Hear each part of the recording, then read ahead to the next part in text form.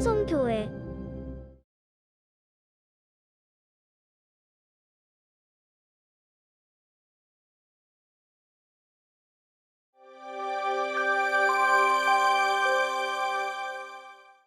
우리 친구들 항상 마스크 끼고 다니고 손소독도 꼭 하시고 아프면 전도사님한테 말씀해 주셔서 못 나온다고 얘기해 주시면 충분히 청구할 테니까요. 온라인 예배 아니면 유튜브에서도 전도사님 설교 계속 올라오고 있으니까 그 설교 보고 말씀 듣고 예배 드리면 될 것 같습니다. 자, 친구들, 우리는 계속 창세기부터 쭉 시작해서 예수님께서 어떻게 오셨는지까지 여러분들에게 전달드렸어요. 하나님께서 이 세상을 만드실 때는 완전하신 하나님께서 이 세상을 만드셨기 때문에 이 세상도 완전하게 창조되었지만 아담과 하와가 죄를 짓고 난 후에는 죽음이라는 것이, 죄의 결과인 죽음이란 것이 우리에게 찾아와서 이 세상에는 죽음이 들여져 왔고, 그리고 이 세상은 더 이상 완전해지지 않고 우리 사람들도 더 이상 완전해지지 않았다고 친구들에게 얘기했습니다.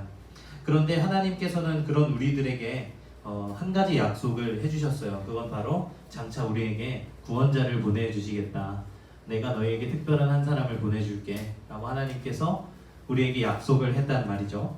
그래서 그 구원자는 죽음과 죄가 가져오는 슬픔과 그 벌로부터 사람들을, 그리고 우리들을 구원해 줄 거라는 이야기를 여러분들에게 쭉 해드렸습니다. 그리고 저번 주에는 그 구원자가 이 땅 가운데 직접 내려왔다는 이야기를 했어요. 그 구원자는 다른 사람이 아니라 하나님께서 이 땅 가운데 직접 내려왔다고 여러분들에게 말씀드렸습니다. 그래서 창조주 하나님께서는 바로 이 세상을 만드시고 이 세상을, 우리 모든 것을 창조하셨던 그 하나님께서 바로 우리를 만드신 우리에게 찾아오신 그 구원자였다는 사실을 친구들에게 얘기해 줬습니다. 그래서 하나님께서는 이 땅 가운데 사람들이 자신을 알아볼 수 있도록 이름을 지어서 사람의 모습으로 나타났는데요. 그 사람의 이름, 구원자의 이름은 제가 여러분들에게 소개시켜 드렸어요. 이 이름의 뜻은 자기 백성을 죄에서 구원할 사람이다 라는 뜻의 두 글자라고 얘기해 드렸습니다. 그 사람의 이름이 무엇이었을까요? 맞습니다. 예수라는 이름이었습니다. 하나님께서는 사람들이 자신을 알아볼 수 있도록 사람의 모습으로 왔고요. 예수라는 이름으로 태어났습니다. 자, 하나님께서는 이 땅 가운데 사시는 동안에 평범한 사람들처럼 친구들도 찾아가셨고요. 또 말씀을 전하시고 일을 하시고 또 음식을 먹고 여러 곳에서 주무시기도 하고 돌아다니시기도 했습니다. 이렇듯 예수님께서는 우리와 아주 비슷한 모습으로, 사람의 모습으로 우리에게 찾아왔다고 여러분들에게 말씀드렸어요. 근데 예수님께서는 딱 여러분과 저와 다른 점이 하나 있었습니다. 그것이 무엇이었냐면, 사람은 누구나 태어나서 죄를 꼭 한 번씩은 지어요. 그리고 죄를 안 짓는 사람은 없어요. 그런데 예수님께서는 딱 한 가지 다른 점이 있었습니다. 그게 뭐냐면 바로 예수님께서는 비록 사람으로 오셨지만 그분께는 죄가 없었다는 거예요. 그분은 태어나서 단 한 번도 죄를 짓지 않았다는 것이었습니다. 이 땅에 사시는 동안 예수님께서는 아주 어린 아이였을 때조차도, 아주 작은 것일지라도 잘못된 일은 전혀 한 번도 하신 적이 없으셨습니다. 예수님께서는 완전한 삶을 사셨어요. 즉, 죄가 없는 유일한 사람이었습니다. 사람은 누구나 죄를 지었지만 예수님께서는 단 한 번도 죄를 짓지 않았어요. 그래서 완전한 사람이라고 사람들이 이야기했습니다. 예수님께서는 완전한 삶을 사셨기 때문에 죄의 결과가 여러분 무엇이라고 했죠? 죄 때문에 사람이 어떻게 됐다고 했어요? 죽을 수밖에 없는데, 여러분, 죄를 짓지 않은 사람이 있어요. 죄를 안 지으면 무엇을 안 받아도 되냐? 마땅한 벌을 안 받아도 돼요. 그 사람한테는 처벌을 가할 필요가 없습니다. 그래서 예수님께서는 벌을 받지 않으셔도 되는 유일한 사람이었어요. 그래서 예수님께서는 죽을 필요도 사실 없었습니다. 죄의 결과가 죽음이라고 했잖아요. 예수님께서는 죄를 짓지 않았기 때문에, 완전한 삶을 사셨기 때문에 그분은 죽지 않아도 됐어요. 그분은 영원히 살 수 있었습니다.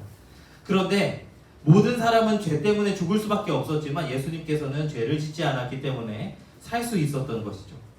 그런데 예수님께서는 죽으실 필요가 없으셨지만 때로는 친구들에게 이렇게 얘기하기도 했습니다. 어느 날 갑자기 사람들이 나를 찾아와서 나를 잡아가고 때리고 십자가에 못 박아서 나를 죽일 것이다 라고 사람들 그리고 제자들 친구들에게 말씀해 주셨어요.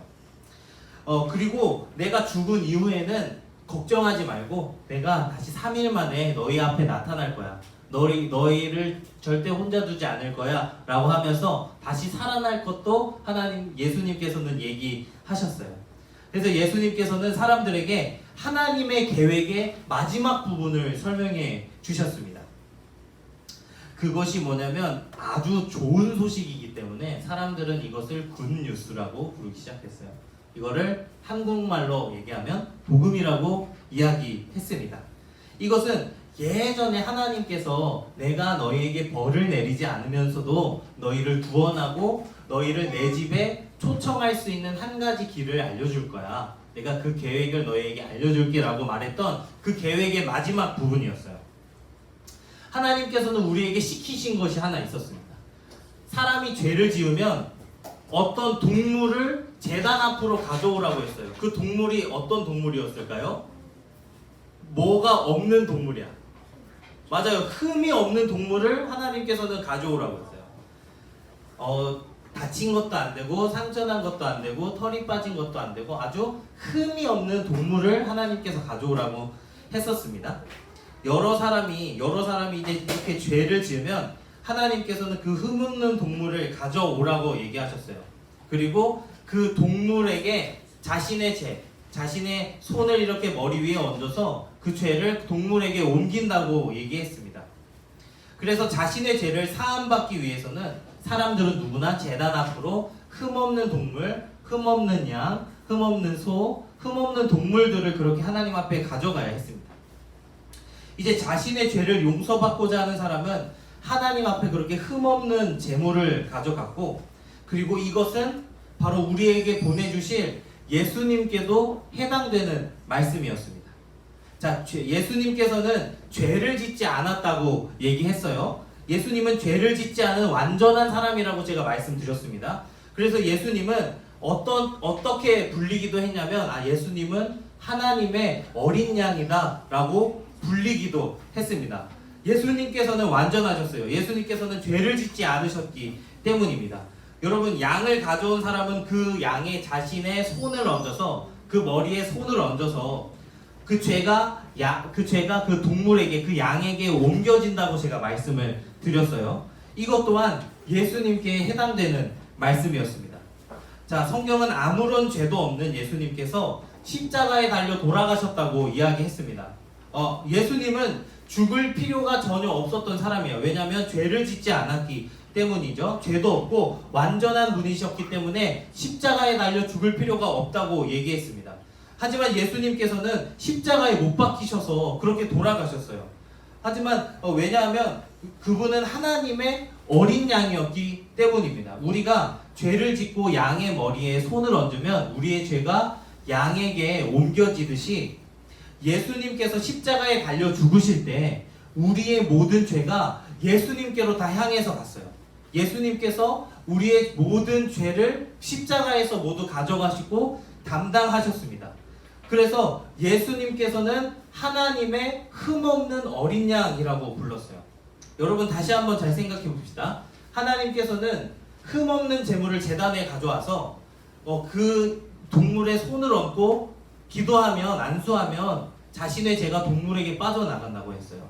이렇듯이 우리에게 올 구원자 그 예수님께서 하나님의 어린 양이 된다고 했습니다. 그분은 흠이 없는 분이었어요. 마치 사람들이 제단 앞으로 가져왔던 흠 없는 동물처럼 예수님께서는 죄가 없으셨습니다.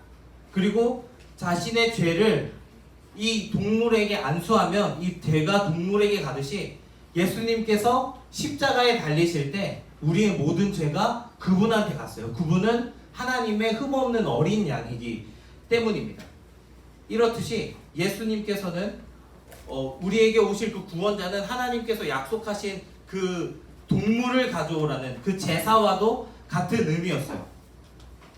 그래서 가장 착한 사람의 죄부터 가장 나쁜 사람의 죄, 그리고 모든 아이들의 죄, 모든 엄마 아빠의 죄까지 모두 다 예수님께서 십자가에 달리실 때 그것이 다 옮겨갔습니다. 죄의 무서운 결과들이 완전하신 예수님께 쏟아진 거예요. 그 한 사람 완전하신 흠없는 어린 양에게 모든 사람의 죄가 쏟아진 것입니다. 그래서 예수님께서는 그 모든 아픔과 죄를 느끼셨고 그 모든 것을 아시고 그 죄를 우리의 모든 사람의 죄를 십자가에서 짊어지셨습니다. 여러분 이게 모두 하나님께서 우리에게 약속하신 양과 관련이 있는 거예요. 예수님께서는 바로 하나님의 어린 양이셨기 때문에 우리 모든 사람의 죄를 그렇게 담당하신 것입니다. 자, 예수님도 마찬가지예요. 우리의 모든 죄가 예수님께 옮겨졌기 때문에 예수님께서는 우리를 대신해서 하나님의 벌을 받았습니다. 죄의 결과가 무엇이라고 했냐면 죽음이라고 이야기했는데 예수님께서는 우리의 모든 죄를 가져가셔서 우리의 모든 죄의 결과인 죽음을 예수님 혼자서 담당하신 것입니다.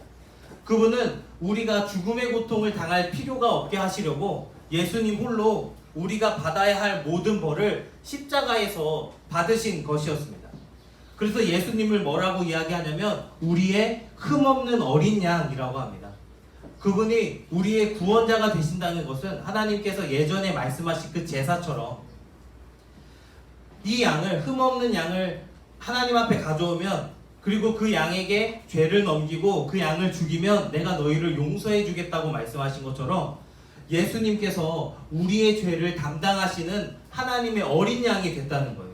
여러분들이 이 사실을 꼭 기억해야 합니다.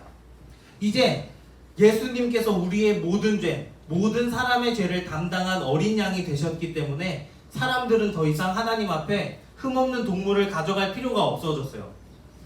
이제 제단 앞에 그 어떤 동물도 가져가지 않아도 되었습니다. 왜냐하면 예수님께서 하나님의 완전하고 유일한 어린 양이 되셨기 때문에 이제 앞으로 모든 죄까지 주님께서 다 사해해 주신 것입니다. 오는 사람, 미래에 태어날 사람의 모든 인류의 죄까지 예수 그리스도께서 그렇게 십자가에서 담당하신 것입니다. 그래서 하나님의 약속이 예수 그리스도를 통해서 이루어진 거예요. 내가 너희에게 벌을 내리지 않으면서도 너희와 함께 살 수 있는 방법을 예수님을 통해서 이루어 주신 것입니다. 그래서 여러분들이 꼭 기억하셔야 될 게 있어요. 예수님께서 우리의 흠없는 어린 양이 되셨다. 그분은 우리의 모든 죄를 가져가셨고 우리가 받아야 할 마땅할 하나님의 벌을 그분 홀로 십자가에서 담당하셨다는 걸 여러분들이 꼭 기억하셨으면 좋겠어요. 예수님께서는 하나님의 어린 양이 되십니다. 그분은 우리의 모든 죄를 가져가셨고 우리를 구원해 주시는 하나님의 어린 양이었어요. 여러분 꼭 기억하시길 바라요. 이 사실을 꼭 여러분 이 진리를 꼭 기억하셔야 해요. 여러분들 꼭 반드시 예수님께서 우리의 죄를 담당하셨고 우리를 구원하신 우리의 흠없는 어린 양이 되셨다는 거 꼭 기억하시면서 살아가고 신앙생활하는 우리 친구들 됐으면 좋겠습니다. 기도하겠습니다.